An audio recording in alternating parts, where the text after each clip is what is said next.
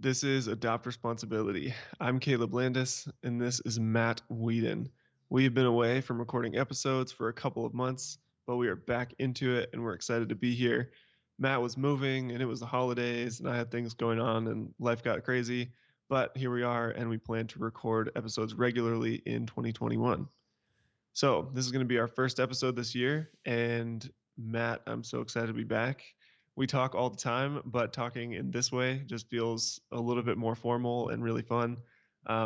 We've been having this conversation over the last week or so, 2 weeks maybe even, about how our worldviews have changed. And when we say worldview, we mean our outlook, our philosophy, our theology, the way that we perceive things and understand them all packaged together.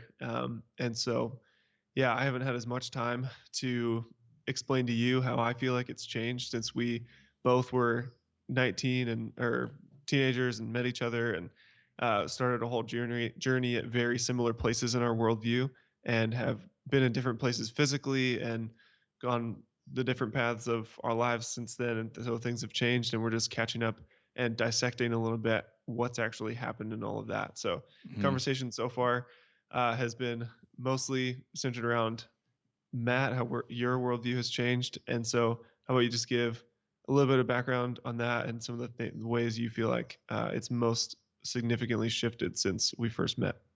Nice. Yeah. Um, so for a quick context, you already gave some, but I would say when we were about 19, 20, 21, we were, so first of all, we were both Christian missionaries with an organization called YWAM. We were doing very similar things. Now you're still in Hawaii, or you've kind of traveled around, you're back to Hawaii. I'm living in Canada. So yeah, this is a conversation about worldview. A lot of our podcasts have been conversation about worldview. So I think, um, let's just get straight into how my worldview has changed a bit. I can just read off some little notes from our conversations, and then that'll kind of be a good path for us to just get into it. I think no matter Love what, it. we kind of just have to jump straight into the deep end in a conversation like this. Make the Yeah, most of our let's time. get it.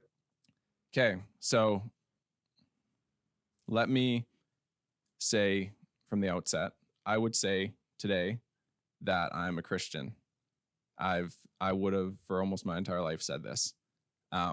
What that means to me now is very different from what it meant to me a few years ago. I would say the main heading to this conversation we're having would be like a transformation from a very literal interpretation of my Christian belief, my religion, to a much less literal. And I think that's more in the direction of understanding symbology of my religion and understanding the thing at the core of Christianity that all of the kind of literal interpretations were pointing towards. So I'll just read a few points and then interrupt me whenever, and we can just give her. I find this to be a very personal conversation, and also kind of like nerve wracking in terms of dealing with sacred things, if that makes sense. Yeah, absolutely. So anyway, let me get into it. So some little notes. So what's changed for me in the last few years?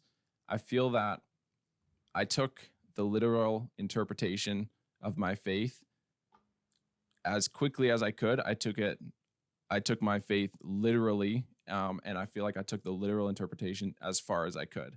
So everything that I thought about Christianity was very focused on how does my modern Christian community interpret these words, these texts, these scriptures, and then from there, from that interpretation, now I can determine how to act. Um, so it was very much based on like a tradition, a church tradition of the scriptures in a way. And so for me, that was like, okay, well, looking at the scriptures, that means for one, at very least, my entire life, as in the actions of my life, should be directed towards um, this mission of transforming other people from not saved to being saved, if that makes sense. So kind of like my focus of my action was, how can I bring the salvation message of Jesus, or how can I bring the gospel to the world? And what I meant by that was um, bring salvation. So what did I mean by salvation? I meant people would basically, I think this is where I was very, I think, naive.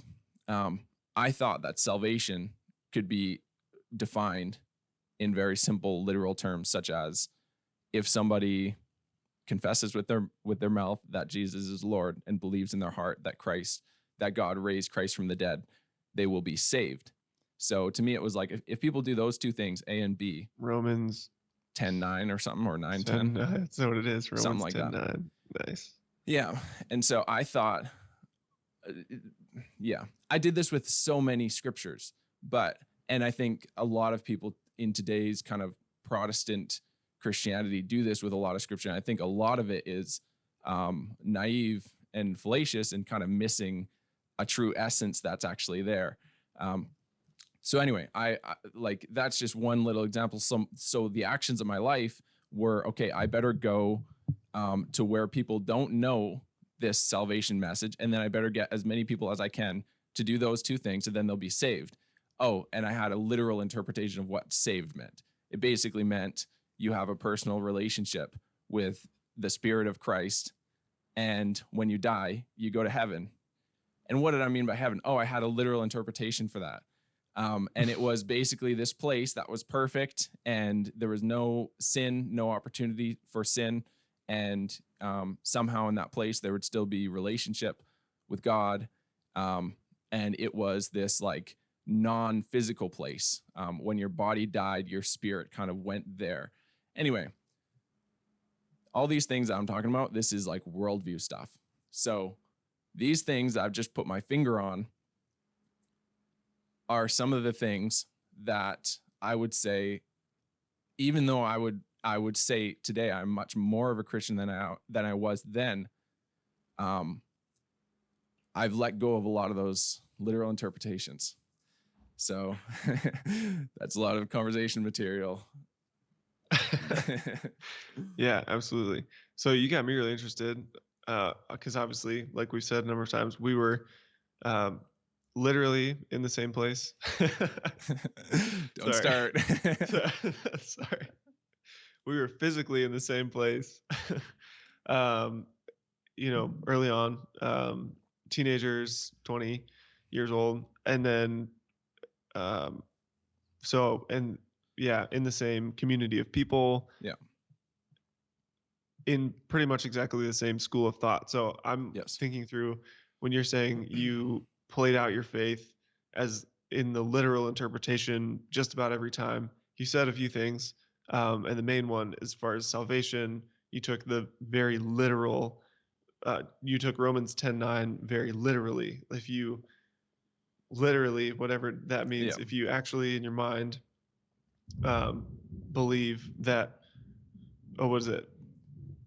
Confess What's with the your verse? mouth and Wow, now believe I'm in good. your That heart. is Right. confess to your mouth is the first part. Right. So if you actually say that out, if you say those words out loud with your physical mouth, Right. and then you believe, so basically think in your physical brain Yeah. that Let me that's define true. that very narrowly and Yeah. and to a point. Yeah, Um, that's what so I'm going. let me define that very narrowly. Certain sounds pass through your vocal box, um, and a certain thought comes into your mind. And I'm getting these from one of the like leaders of the missions movement, Yeah. in one of their teachings, which is like, the moment that thought arrives in your mind, you're saved. I remember hearing Yeah. that, and that's basically, yeah, that's that literal interpretation, right? Mhm. Okay.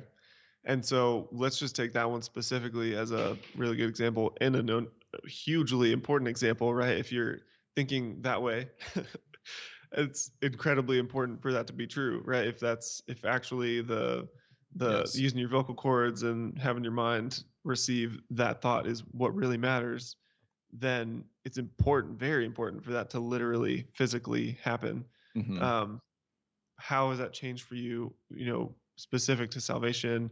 Not that you're at the end of that journey probably, but, what's kind of been your thought process and how do you view it differently now? Yeah, I mean, this is so much of the conversation we've had. It's hard for me to so the word I've used with you is circumambulation, which is like a wandering around the center of something, and by wandering around the center of it, you can infer the middle, you can infer exactly. And so that's not a way of me like dodging the question. I would say it's easier for me to conceptualize what I'm moving away from. It's more like I've realized that the literal is faulty to some degree. And Mhm. by literal, I mean like taking what I think I did is I took extremely sacred and deep symbolic truths, or let me say like deep eternal truths at the center that all of physical and reality and all of moral reality rests upon. I've taken those truths and I've tried to put them into literal boxes, and I've in doing so, I feel like I realized at a certain point these boxes aren't big enough. I've been Here's another thing I would say all the time, and I think maybe this will help us conceptualize another way I think the literal was lacking. I would say things like, God told me X. God told me X. And what I meant by that was I would set aside a time to pray or whatever. And then in my prayer, I would have a thought that I deemed, okay, this couldn't be my thought. And then I would say, that must be from God. And then I all of a sudden had a perfect objective claim to truth that I could work upon. And I think that I think I was walking in really dangerous territory when I did so, if that makes sense. And so now I look back on that and actually look back on that. I think I was probably in sin every time I did that. I was at least in some sort of deception. Um, and I don't say that anymore. I wouldn't say that now. Certainly not on the lack of surety that I had Mhm. with certain things. I would get a feeling about something and it'd be like, oh, well, God told me this. And I, Mhm. I would say of the kind of Christian community and Christian, let's say evangelical and like Protestant side of Christianity, of that side, I would say from people around me, I wasn't like the guy who was just going out of my way to make claims to hearing from God, but I Mhm. still did it to a huge degree. I'm just saying it was pretty normal. Not only was it normal, it was championed. It was, Mhm. I think, taking God's name in vain in that circumstance was essentially championed in the Christian community that I was a part of. Mhm. And when you say taking God's name in vain, you're not saying that in what most people will immediately think of. You saying that is using God's name in a way that there's something empty on the other end, saying in a way that's misrepresenting who he actually is and what he's really like. Yeah, the old Jewish tradition, and what I mean is the tradition passed through the development of the entire Old Testament was that you don't even say the name of God. You never even say His name, but because by saying His name, that's why it was Yahweh. It was Yahweh. Mhm. It was without vowels. So I don't remember exactly like the way that the text works, but it was so that it couldn't be spoken because any name that you gave to God would put him inside of a box that he didn't fit in. Yeah. Yeah. Mhm. Yeah, another interesting thing that could take us down a tangent, but on that, another interesting thing I've heard people talk about is that Yahweh is actually also like the sound of your breathing, or that's how they thought Right. of it. The ancient Yeah, Israelites it would was the think of it as the breath. sound of your breathing, which is so interesting to me. It's like that's God who gives you life, and it's like the actual force behind our life that we can't define. Hmm. I think it's really interesting. So, but anyway, so you think I heard you say, earlier that it's easier to define what you're moving away from.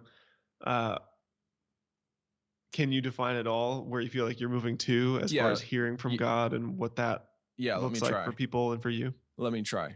Um, I think when I say let me try, I mean like in this conversation and also for the rest of my life. I think the Yeah. thing that I'm aiming more towards now and less towards the box. So maybe I'll try to say it like this. Instead of focusing on understanding the box that I had around God, so to speak, it was just like, okay, so this box is wrong. Well, there's still an essence at the core of that. And so let me use some words that I think we can try to define, and it's going to be very difficult. But I think what I mean with that core essence that I'm still seeking and that my life is still aimed towards, I would use the word logos. When I say logos, I've written out because I knew we would need to have like solid things. We've had this conversation for probably, I don't know, 8 or 10 hours over the last couple of weeks. And we've been talking about the logos, and we've kind of had a mutual understanding. But I wanted to write out what I meant by the logos, and then we could, at least people who are listening would kind of understand where we're at, or you could challenge some things I say when I say this. The Sure. thing that I'm pointed towards is the logos. What is the logos? Logos is the divine reason implicit in the cosmos. The logos orders and gives meaning to everything. The logos is the foundation of reason at the beginning, which every moral and physical law in our universe rests upon. The logos is our human capacity for consciousness, or at least, let me rephrase that. Our human capacity for consciousness is the human experience of logos. It's a greater thing than what's inside of us, obviously, but it is our capacity for consciousness. The logos is the truth at the center of everything. Physical and moral laws are a reflection of a deeper realm of truth, and that deeper realm of truth is the logos. The logos is the word at the beginning, which created order out of potential. When I say the beginning, I mean the creation in the gospel worldview, in the Christian worldview, creation. The logos is the word at the beginning, which created order out of potential, which is the exact same thing as that which embodied Christ. The logos is moral truth. Christ was this truth, a perfect and innocent man who sacrifices himself for the sins of the world.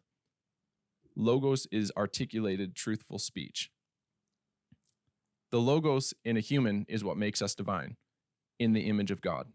The logos in a person is the realm in which being exists. It's the interplay between the finite and the infinite. In this realm, suffering is not only real, but inevitable for humans. What do you think about just some of the things I wrote there? Yeah, it's really nice. Very almost poetic how you wrote that out. Um, yeah, I think I'm good with it. As at least a starting point, maybe that will Yeah, change. More clarity or definition could be brought over time, but yeah, I'm good with that. And just so we're talking about the same thing, right. and the people listening, uh, we can all be on at least have the terms defined before we dive Right. too much deeper Even into if it. our definition wouldn't match perfectly everybody's definition, it's such a complicated realm. These definitions are mainly from the Orthodox, like early church, Orthodox Hmm. Christian writings about what is logos. And yeah, like the logos is that's the actual word that's written in Greek when it says the word became flesh. It's the logos Yeah. became flesh, and the word was at the beginning. It's the logos was at the beginning. Um, yeah, it's Hmm. like this. It's the force behind all truth, moral truth and physical truth, and both of those things exist. There's physical fact, and then there's a fact of values, or there's an objective realm of both the physical world and the moral world. This is what the Christian worldview posits, is that there's an objective fact of those things, and they are one, and that is it's based in God. That is the logos. So that's the thing Hmm. that I think letting go of some rational and small-minded and literal religious boxes in order to discover. Um, yeah, Hmm. which like I'm not saying that I am even necessarily doing anything different than what this is the difficult thing is like I'm still trapped in a human conscious brain, so to speak. I'm still trapped in human thought. I'm still trapped in human reason. And so I'm still this limited perceiver with a tiny little frequency of like of aim that I can give to whatever I'm paying attention to. So I'm kind of Mm-hmm. forced to take some things literally or to try and box things even just to do anything in the world. So I don't know that I'm even necessarily doing anything in the end that's fundamentally different from what I did before. Maybe I'm just moving my boxes, but I think what I've discovered is at least I've discovered that some of the places that had those boxes were insufficient, and I think that's Yeah. yeah, that's where I'm more sure that I was wrong about certain things than I am that I'm right about certain things today, if that makes sense. Yeah. Absolutely. No, I feel that, and I think that's actually a mark of wisdom is to recognize it's almost like the more you understand about things, the more you understand that you don't know, or the more you know about something, the more you get the fact that you're limited in Right. what your understanding is. Yeah. Um, and yeah, so I love that. What do you feel like are some other ways that things have been changing for you? Not that you have to clearly define where you're headed, but what are some other things that you feel like your interpretation was too limited? So one, understanding of salvation, two, hearing from God. What would be Mhm. another one that you feel like is like, oh man, I can't believe that I just thought about it so simplistically or so Yeah.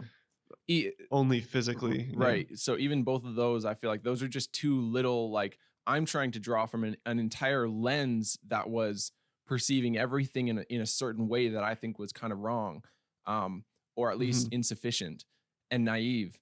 And in my opinion, kind of post Enlightenment scientific worldview mixed into things that everything could kind of get broken down in this neutral way. I had a wrong lens over here, and I'm kind of trying to remove that lens and change it. And so even just nailing like one little thing or one little thing there that's changed, one little thing here, it's just I'm trying to give examples of how the lens has changed because it's there's no articulation to capture everything. So here's another thing I can say. um Before, I would have said what you believe is what you utter about what you believe. And so, what somebody believes about the world is what words they say when you ask them, "Hey, what do you believe?" So you say to whatever somebody in YWAM, you say to somebody. Let me just, for the sake of this illustration, let me just say you say to a Christian, you say to a Christian, "What do you believe?" And they say, "I believe that Jesus is the Lord and that he was resurrected, that he was a man who died for our sins, and that through him I can have relationship with God." I would have said before, "Oh, okay, then that's what that person believes." Today, I would say I have realized that what you say you believe doesn't have much to do with what you actually believe because belief is action. And I know we've talked about this, but that's so core and it plays out in such clear ways. Like I was more concerned with saying the right things about my belief than I was about acting out my belief correctly. Hmm. And I was, like I've already said, like I feel like I was championed for doing so. If I could say things just right, I was championed by my Christian community. I was championed by everybody around me. Hmm. And I think that's kind of a big problem that the let me say modern Protestant church has right now is a focus on getting the words right more than getting the actions right. And I think, like I said, I think it's really based in like a very modern way of looking at the world. That's not at all how Christianity looked at the world for the first 1500 years. It's all like post Reformation Protestant Hmm. kind of stuff. And a lot of what the Protestants were and have been after is exactly that more rational understanding of religious reality. It's like we are gonna we're gonna reject parts of the symbolism and parts of the iconography because we believe that all of God can be understood with the words, the words of my translated scriptures, which is from these books that have been put together by the church fathers hundreds of years ago. And so we think that we can have a direct connection to the logos through this word of God. And there was the problem is with the things I'm saying, it's really hard to have a conversation about discovering and a conversation through these things without immediately sitting upon a judgment seat. And I don't know if anybody can avoid doing that anyway. Like, I think that we're always forced to impose our judgment and our values on the world anyway. So it's a complicated problem. But I like, yeah, in saying these things, I feel like a weightiness. Like, I don't want to be on the judgment seat against a whole bunch of people who think the same way that I thought. So somehow Mhm. in this conversation, I just want it to be more of a referendum on what I thought previously and how that was incorrect. Do you know what I mean? Mhm. Yeah, I do, but I think it's unavoidable. Yeah, I know. Sorry to burst that bubble a little bit.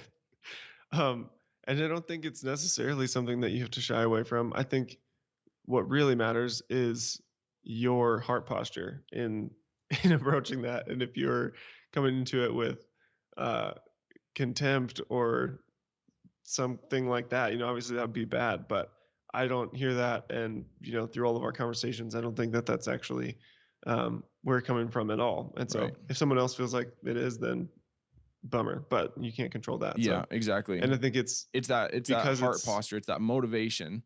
And I Mhm, know I've kind of stated this in some of our conversations, but like, yeah, like we both already said, it's inevitable. We push our values on the world.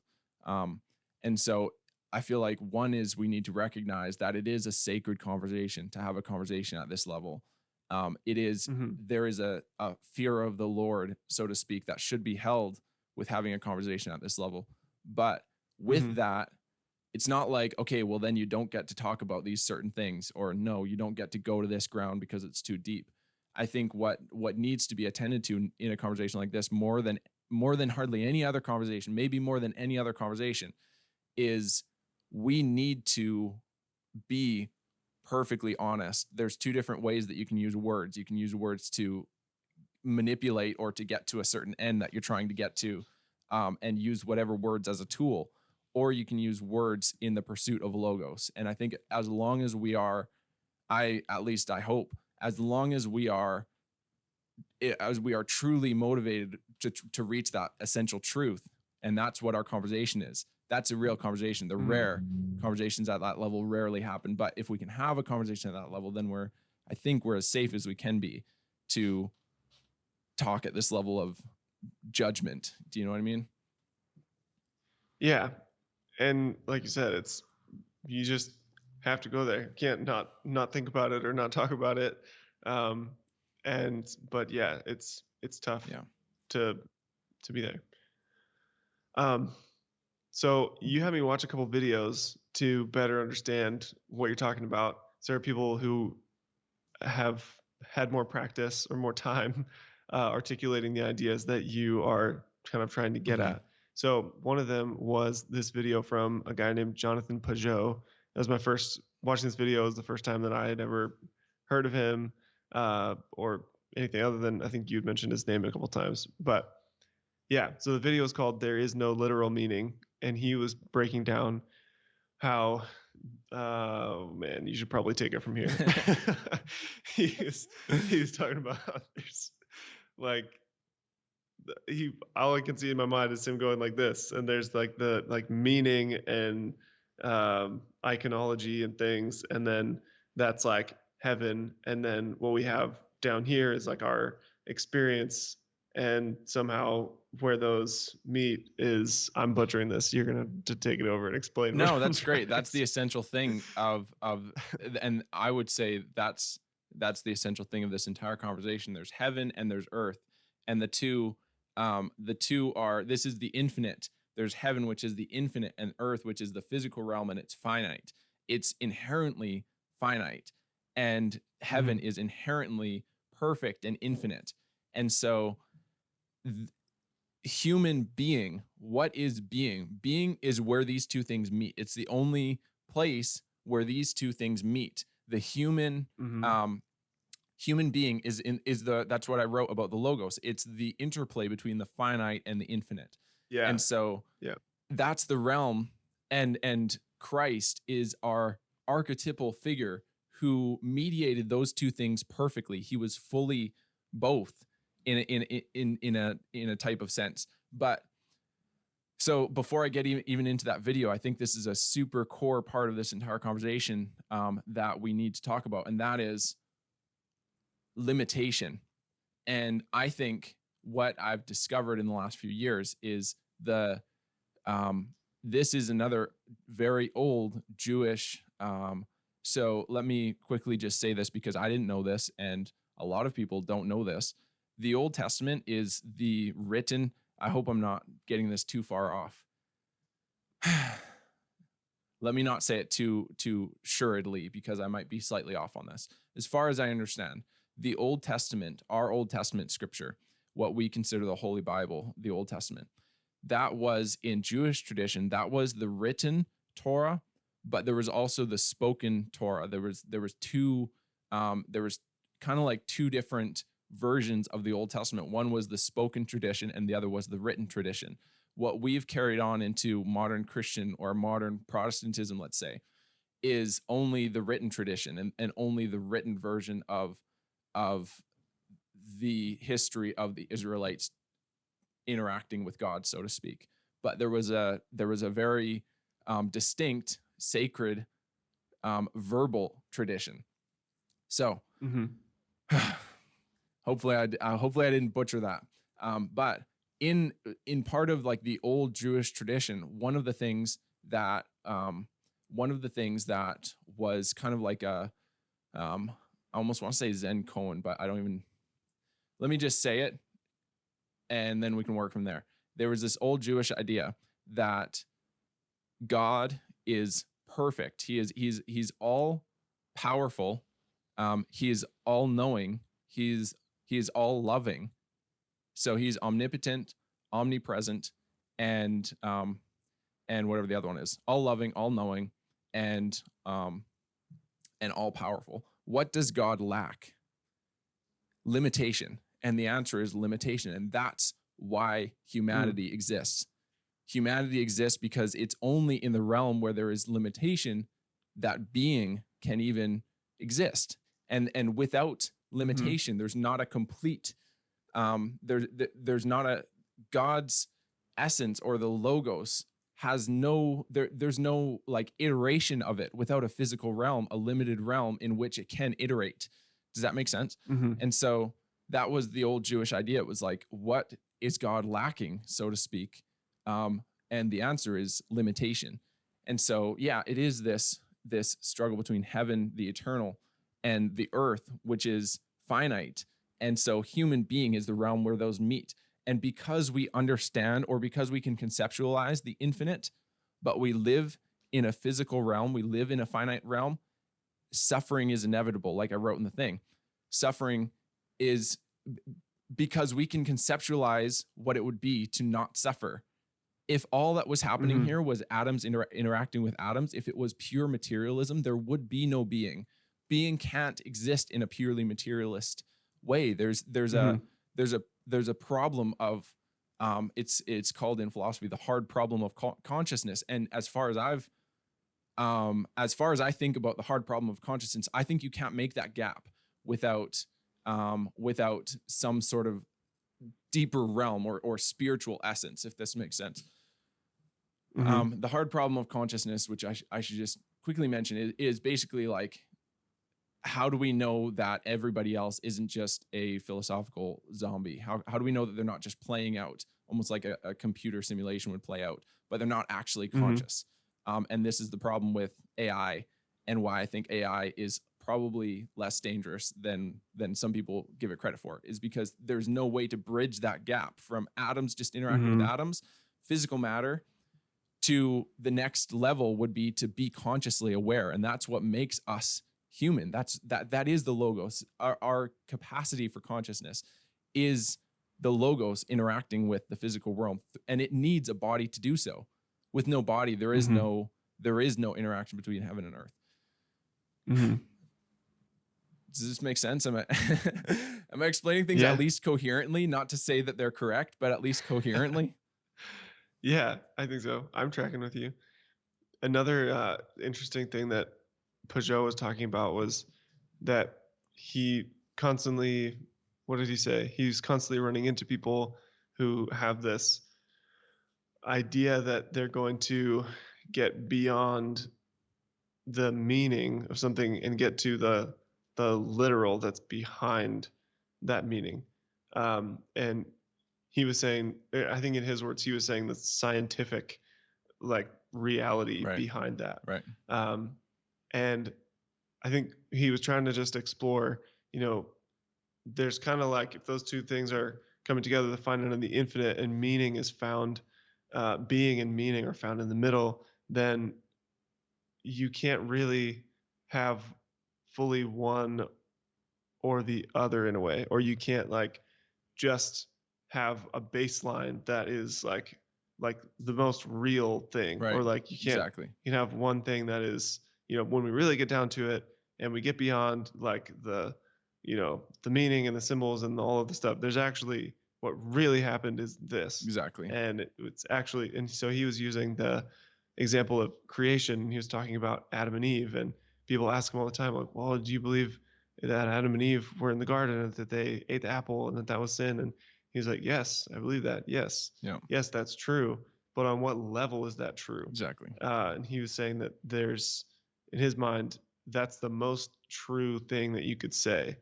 And what doesn't matter as much is the scientific answer of, did this really happen? And what most people mean is, was that physically, exactly, scientifically the Exactly. case? Exactly. And Yes. he's saying, well, I don't know about that, but it's absolutely true. And it's the most true way that you could possibly tell it. Hmm. Yeah. And that's just so fascinating to me. And to be honest, for me, like specific to that one, I don't really know what I think about Adam and Eve. That sure sure reads a lot like allegory to me. Yeah. And diving into the meanings of the the Hebrew words and everything. It just it does not seem like an account of, hey, here's exactly what transpired in a material sense. It Right. seems very much like symbolism. And that doesn't bother me at all. If Adam was a guy and Eve was a lady and everything happened exactly like that materially, then great. But also if it didn't, that doesn't actually bug Dude, me, or it's not a problem for me I'm in terms surprised to of. hear you say this. I feel like you're saying about Genesis and about the creation story, the things that I feel, or some of the things I've been saying about about the resurrection of Christ as well. And I think um I actually don't think you quite mean, because I think that's okay. Let me just say it this way. I don't think you quite mean you don't care. Maybe you didn't quite say that. Sorry if that's not exactly what you said. I don't think you quite mean that you don't care which version of the story. Like Uh-huh. in some ways, it does matter, but either way of the story, the essential truth at the core of it is what matters anyway. And whether it happened over the course of 7 days, and m- which I'm not closed to, but I do Mhm. doubt. I certainly would be surprised that there is so much evidence of an old Earth in the world that we Yeah. live. If it was created like 6,000 or 10,000 years ago, the young Earth hypothesis was correct, Mhm. and there's some deeper reason that these things appear to be old. That's, Mhm. or that our universe appears to be old, and it's just so hard to get past that fact. um I'm not close to it, and I'm open to either way, but the thing that matters is the man and the woman partook in eating of a fruit at the Yeah. provocation of the serpent. And in doing so, they realized they ate of the tree of the knowledge of good and evil. And as they realized their own morality, they realized the morality inherent in the universe. They went from maybe being more like animals existing without that knowledge of that reality to the existence of that reality, which I certainly would tend to think has been an evolutionary process of maybe millions of years. Apparently, it seems to have been millions of years, an evolutionary process of coming into self consciousness and discovering the deeper things. Or maybe it was really just a moment in a literal garden, a literal mountain somewhere in the Middle East a Hmm. couple thousand years ago. Either way, the thing that matters is that the human realized their morality, and in doing so, they realized their vulnerability. And immediately we have a fallen world, and immediately we have self-consciousness and morality enter at the exact same moment, right? And I shouldn't say the exact same moment. Those things come together. And the rest of the story, Adam then clothes himself with fig leaves to protect himself from that vulnerability. Like all of these things, the symbolism of them is what matters. Do you know what I mean? Hmm. And so in our conversation, I've said these things about the resurrection of Christ. It's not that I don't think it matters whether his body was resurrected. I just wonder, to maybe to you, certainly to a lot of modern Christians, I wonder, what is it that makes the resurrection of the body powerful? And the answer would be a deeper realm of truth. And that the physical resurrection, the physical iteration of that thing was actually a representation of a deeper truth. Well, I care about that deeper truth. And yes, I do. It does matter what happens in this physical realm. I'm not saying it doesn't. But in the same way that That's you are really saying that, important yes, in the same for me way, to hear. you're saying Because that in about some things you've Genesis. said, it's felt like you've been saying that it doesn't matter, Right. And I think we've kind of been talking past each other. but I you're saying think it does. it does matter. Yes. But I don't know exactly what that means. I don't even know that me and you mean the same thing when we say that it physically happened or that it literally happened. I think that's kind of what's been our confusion, is you've been Yeah. like, "Hey, did it literally happen?" And I'm like, "Well, What just do you because mean? what do you mean by literal?" And Yeah. I actually don't know what you mean by did it literally happen. Yeah. Did the power of the thing, does the power of that thing, is there a logos at the center of it? Yes, we agree. That's what Hmm. matters. Now, did the physical events occur um, with creation and with the resurrection of Christ? I think that certain physical events actually being embodied by the logos does have an effect on the physical world. But Hmm. that's only because the logos is powerful already. It's not that, oh, now Jesus is resurrected and now the logos becomes powerful. Do you know what I mean? Yes, I see what you're saying to some extent. Here's why I think I'm having trouble going to the same place in my mind. Because, and I'm thinking back on creation, what doesn't, yeah, maybe it's just a little too callous to say I don't care, but to say it's not the most significant thing whether Adam and Eve were physically a man and a woman and things transpired physically a lot the way that they're described Mm-hmm. in a creation week, um, or if it's some evolutionary process or something in between that most people, maybe nobody's really got it nailed down, which is Right. probably the most likely thing. But in any of those cases, Adam and Eve, or I should say, as a representation of humanity, human beings exist physically, and that matters. Yes. And so, how we got to that place isn't so important to how we're living now. Not that it has no significance, but it's not the most significant thing for us now. And probably one day, eventually, we will know, and we'll look back, I think, on the beginnings of humanity, and we'll probably have more clarity eventually. But we don't really right now. Mm-hmm. But what is the most significant thing is that human beings exist and that they are conscious of themselves and of morality.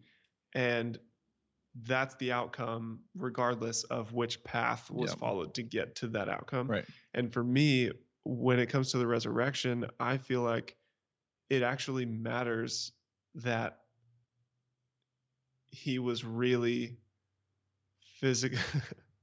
There's that word, really. Mhm. That he was physically resurrected in the same way that it matters that human beings physically exist.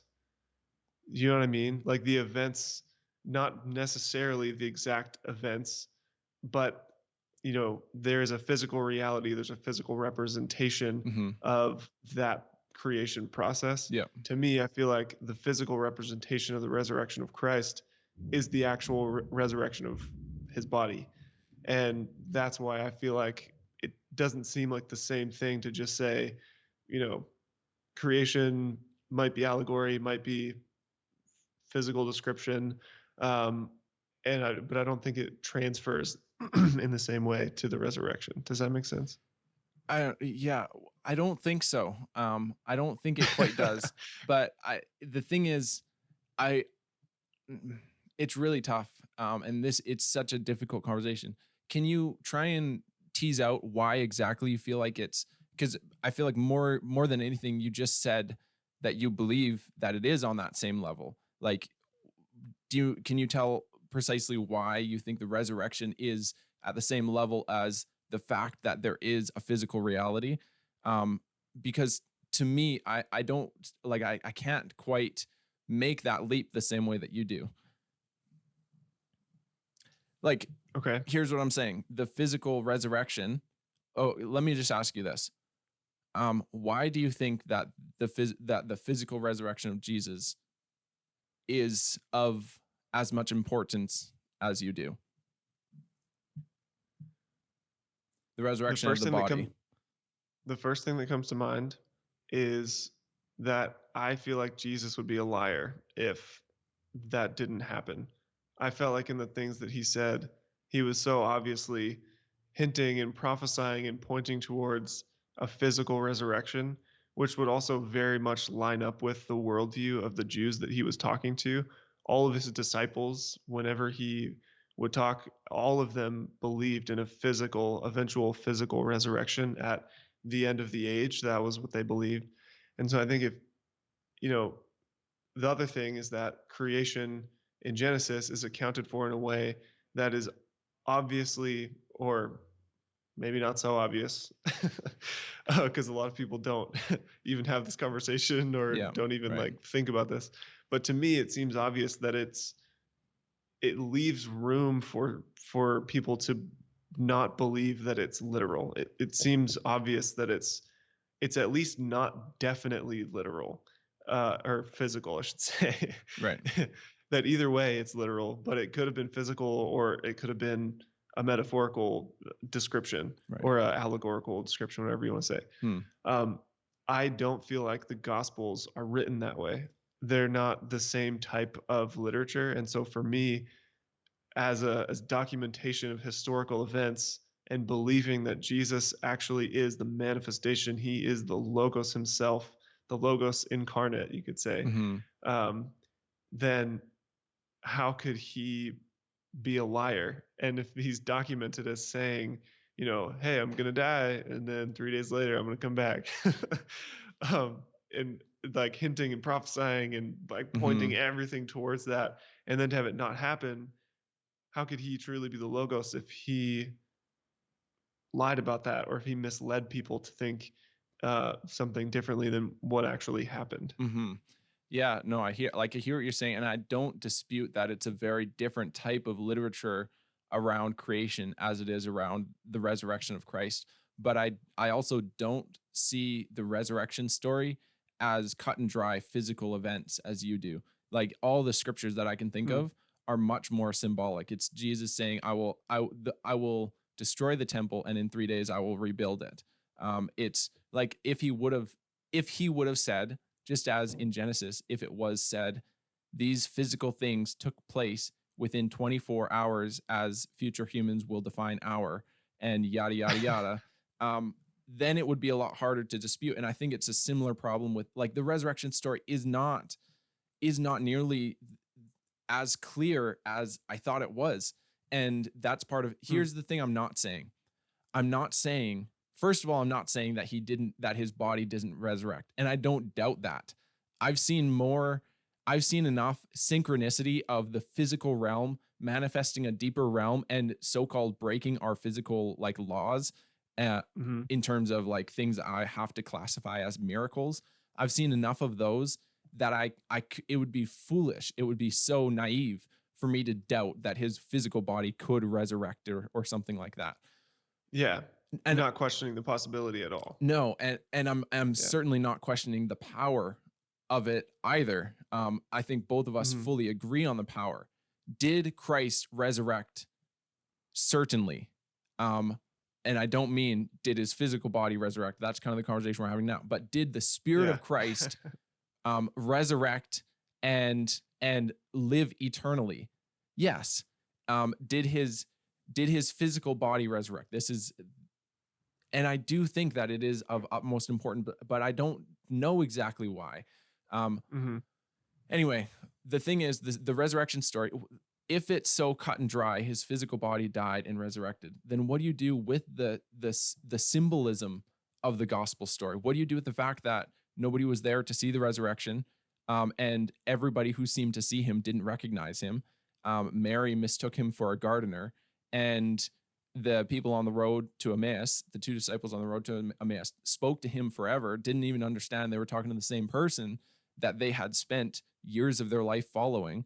Like, what do you do with the fact that the story, I think one thing that we're running into maybe in this part of the conversation is I just don't see the resurrection story quite as like a description of physical events to the same degree that you do. I think we can agree on the story of Genesis, and when it comes to the resurrection, you're putting a stake in the physical resurrection to a larger degree than I am. But like I say, Hmm. I'm not questioning the legitimacy of the story, and this is where things get complicated. And I think a lot of people listening, a lot of believers, a lot of Christians. Let me say this: a lot of people who would call themselves Christians. I'm not saying they're not. I'm saying Christians. Let me just say that. A lot of Christians are going to listen to this and be like, okay, Matt's lost his way. He's losing his faith. Um, he doubts the resurrection of the body. It's like, it's really hard to, that's the thing. That's part of the problem with having a conversation like this publicly. Um, Hmm. it is dangerous. There's reason to be nervous. It's sacred ground. Um, Hmm. but like I say, as long as we are after the truth, I think we're like, that's as good as we can do. So anyway, I think today, let me say this. Maybe this will help us move forward a bit. I think today, in the way that I value the logos as something that can't quite be understood, and I don't even want to utter the word of the name for God, um, because I don't want to put a box around him, but I know that there's an essence there. I know that there's something at the core that everything rests upon, and I'm after that thing. I think Hmm. today I am much more ethically following Christ, the embodied logos, than I was a few years ago as a missionary in Nepal. I think Hmm. ethically speaking, and you could see this if you lived in our household or something like that, you would see this in 100 ways every day. That there were inconsistencies where my rational boxes didn't quite, my reliance on rational literal boxes left me, it was insufficient. It was an insufficient worldview, but I was relying on these kind of naive scientific formulations about deeper religious realities.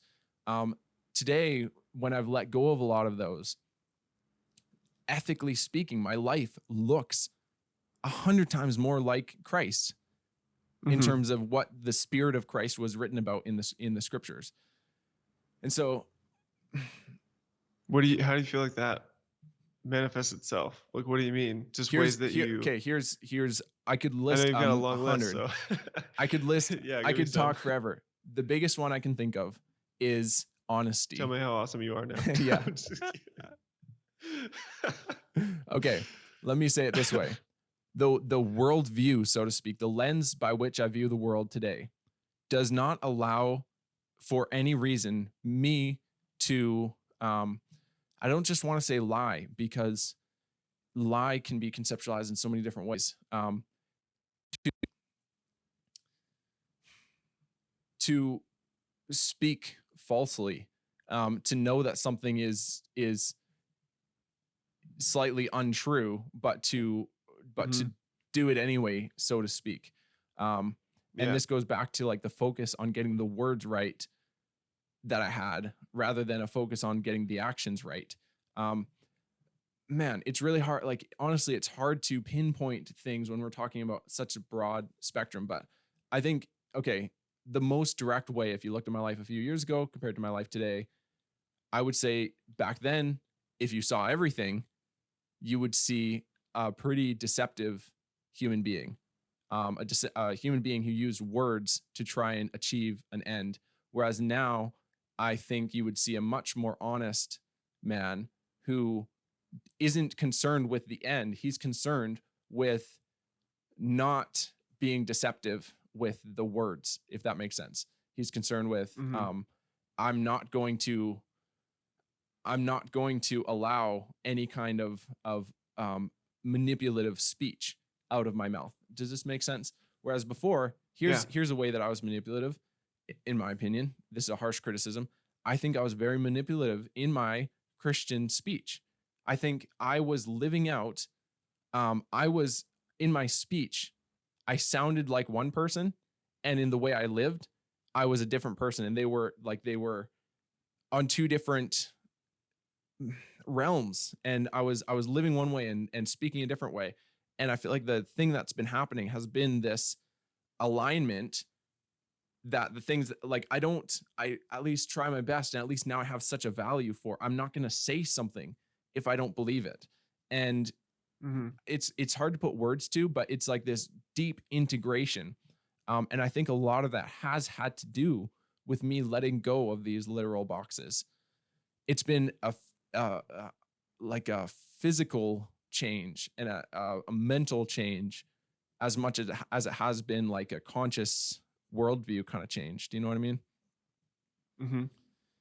Yeah, absolutely. Um, I also, though, want to press you for even more specifics and even more clarity and I think it's important too, for just for the sake of it. I feel like I understand what you mean just because I have the context of all of our other conversations. Yeah. Uh, of what you mean by honesty, but you would say probably also that includes like your actions, not only what you're saying with your words, but also like how you're just going about everything and kind of living in a way that's like, as you've just said, like appearing to be one person but actually being a different person, whether that's words coming out of your mouth Hmm. or places that you show up and things that you do uh, physically that represents a different reality than what's actually going on the inside. Um, yeah, I just am curious, and I feel like it's beneficial to even try to nail down, like put a pin in it in some places, like day to day in the little things. How do you think I would see a stark difference, a big contrast between Nepal Matt and now Matt? Yeah. Um, to say that I act honestly would, like, perfectly, or even to say that I believe in God, in an ultimate sense, would be to claim, I think, at least in the way that I frame the word belief, which I think this is so important of a transformation from belief being what I consciously like think I Mm-hmm. believe to what I act out. You can say, I think what you consciously say you believe has very little to do with what you actually act out. Like, you can't, the action has no lie.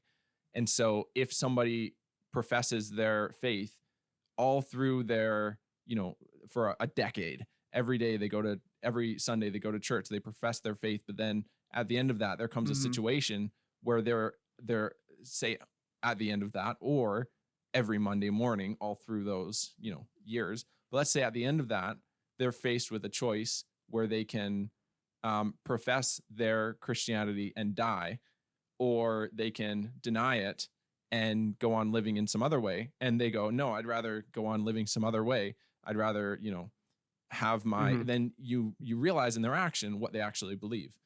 Um, I feel like I feel like I'm trying not to miss the question here. I feel like I have given a few examples, like I won't say and I won't consider that I have the ultimate word from God. Um, as an example. Hmm. I think, yeah, to And that's actually a huge one for you, I would say personally, because for maybe many Christians in a lot of different circles, that wouldn't be such a normal thing for people to go around saying, "Oh, God told me this" or "God told me that." Where we met, and in the context of the people around us, that was very normal and very encouraged and it was very more pushed. explicit. And I think that's I'm implicit in the Protestant Reformation. The Protestant, this is a lot of what I'm saying is like the Protestant movement is a claim to have an interaction between me and the scripture, and me and my prayer time. I have an interaction with God himself. And so yeah, in YWAM it was it was explicit, but I think we Mhm. were just living out a more explicit version of the wider Protestant worldview, which is that we get that kind of direct boom, God just tells us, boom, there it is. Like, yeah, it Mhm. was certainly more explicit though. Yeah. Sure. And honestly, I don't really know. Haven't studied Hmm.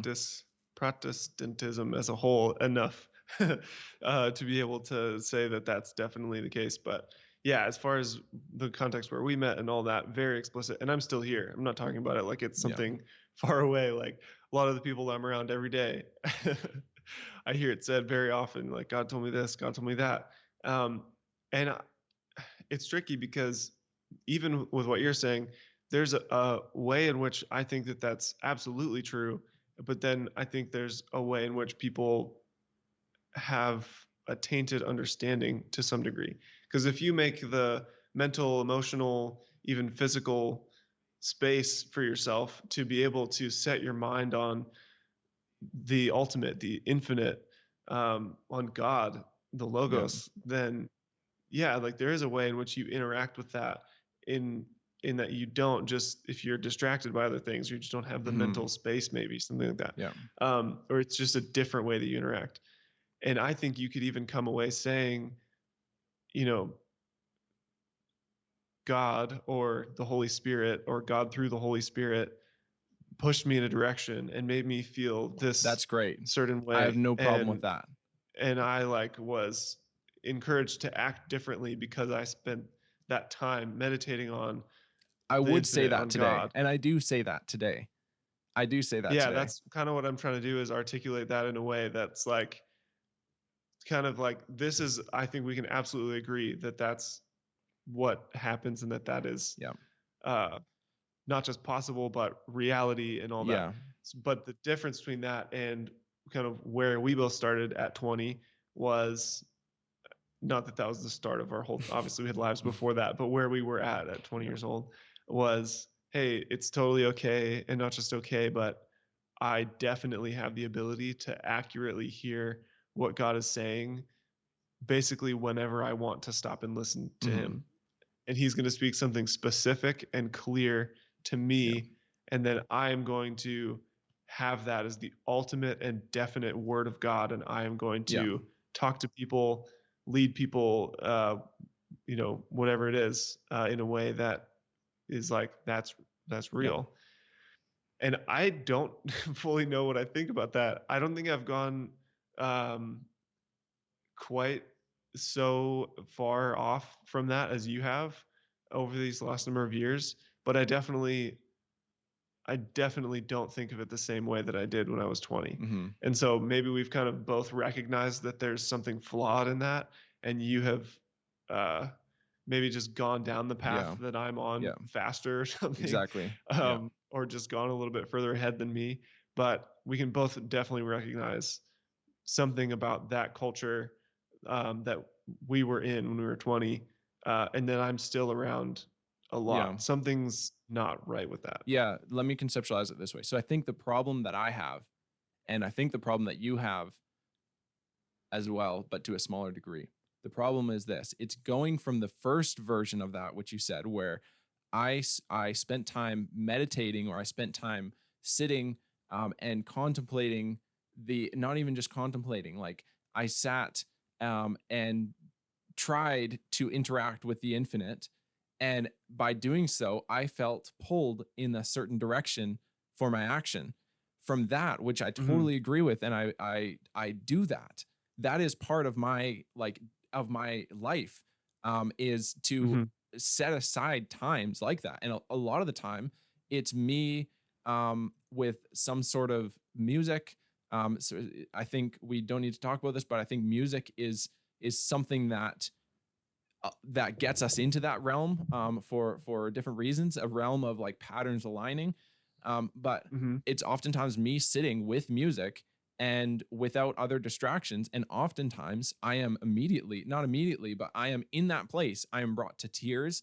And there's this real exchange that happens deep inside of me that I believe um, is me, that's me experiencing the infinite and getting my world updated and learning and getting, like, what I used to, I would have just conceptualized it and immediately put it in a box, like, okay, I had my time with God and God told me this and now I can go forwards and do this. But Mhm.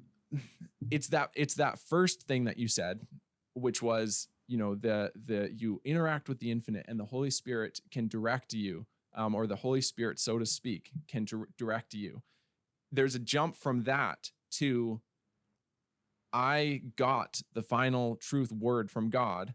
And the Mhm. difference is, I think, a difference of like, if there's a spectrum from fundamentalist religion to a more, um I don't know exactly what word I would put on the opposite side of that spectrum, but certainly a more humble and open and even universal type of religion. What I mean by that is, the more you go fundamental in the literal interpretations, you're excluding more and more and more and more. So I don't mean universal, like all gods are one or something like that. What I mean is Mhm. Yeah, I more of an got you. openness about what it could mean. There's, like, somewhere in the middle is healthy, but as you go more and more, as you Mhm. go further and further towards that fundamentalist end, where it's like, okay, I've got the final word, I've got the objective word. I don't see why a fundamentalist gets to play that game, but also gets to Mhm. deny the ISIS soldier or the Buddhist monk from playing the same game. But there is a Yeah. principle that we can all live Yeah. by, where we are interplaying in the middle. And so it's like, Shoot, that's a good point. exactly. And so I think, and that's part of, like, it's like, okay, we can, in this day, in human age, we can move to more towards our fundamentalism, and we will destroy ourselves. Or we can move towards a less, um a less strongly gripping our boxes and less strongly gripping our modern, like, rational interpretations of the infinite. And we can actually, I think that there's a lot of peace to be found in mutually exploring that logos. And that's not to say that there's not deceit and mistruths all through other religious systems. I'm I think I'm just saying, well, there kind of is in my own religious system as well. And I just don't want to be so fundamentalist and wrong. So Mhm. I think it's kind of like an order chaos dynamic, if that makes sense. And there has to be an interplay in the middle. And to take the little bit of the tiny little modicum of wisdom or knowledge that we have about the world, and to make an ideology about it with our fundamentalist, like a fundamentalist ideology about it. Boom, there it is. That's the way, that's truth. And everything else is like, crap, I'm not interested. Um, I think that is where order can become pathological, so to speak. Obviously there's a way that Mhm. chaos becomes pathological, and that's where I actually think probably some people listening to this podcast will think I'm more on that side, pathological chaos. um but pathological chaos is like the new age crap. It's universal, kind of like everything is one, and it's like, it's a Mhm. lack of definition. So there is this interplay. Yeah, truth has no definition. There's no Right, logos. exactly. That's exactly it. And so on one Yeah. side, it's like I get to define the logos, and on the other side, it's like there is no logos and everything's just lost at sea. Mhm. There's an interplay in the middle where it's this truthful interaction with the world, and everybody has Mhm. that potential. Everybody can do that. Um, I think that you and Yeah. I and a random like guy in a village in the distant Himalayas, we all have this ability to interact with the world honestly, and that is interacting with this meeting of chaos and order. Mhm. Yeah, and with what we're talking about, or what we were talking about specifically, was, the one way that this comes out is the hearing of God's voice and what that really means. Yeah. And so, yeah, even just earlier today, I was in a situation, heard someone say, I think they were having a hard time with their communicating with their family, and somebody else just told them, it's like, hey, you just need to tell them, hey, God spoke this to us. And so this is just the way we have to do it. And if you don't Yeah. understand, then, uh, then I'm sorry, but we have to do this because God spoke it. I'm like, oh man, like you have to be so sure about that. And you They're can't not. be. They're That's the wrong. It's a thing. lie. That's what like I don't want to make that as a judgment towards them. Um Hmm. it's hard like cuz any like we've already said any conversation at this level is it's any word is judgment. Such a lie that people Well, say that you here, cannot judge, but it, let me just say this. I feel like it's in that situation today, what I was feeling in my heart as I was listening to that was I just feel like there is a lack of respect, or you could call it fear of the Lord. You could call it, yeah, that's going to make that term is going to make sense to any Christian listening to this, which is probably most people.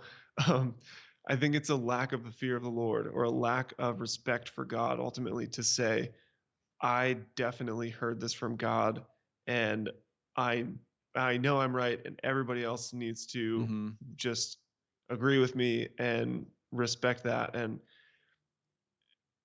it's really tough. It's a tough place to be. And I guess the other thing too is that I feel like there have been people in history, at least looking through the Bible, that have interacted with God directly. And what that means exactly, I don't know. right, But there is something about it where it's like there is some reality there, but there's something right, just so callous and disrespectful in a way I right, feel to God to regularly regularly say, I heard God say this, and so I'm doing that thing. And if anybody else doesn't understand, just get out of my way. right, yeah, um, and so anyway, here's what I propose. I feel like we've made some amazing and really good progress in this conversation, and I've loved every minute of it. yeah, me too. Um, and honestly, I'm excited to listen back to it. And I think that will even help us make more sense of where we're going from here. I feel like this is a good place. It's not a good place, but might be about as good of a place as we're going to have for the next couple of hours to take a break. And so let's finish this here and come back to it another day very soon, hopefully, and continue on with what we're talking about.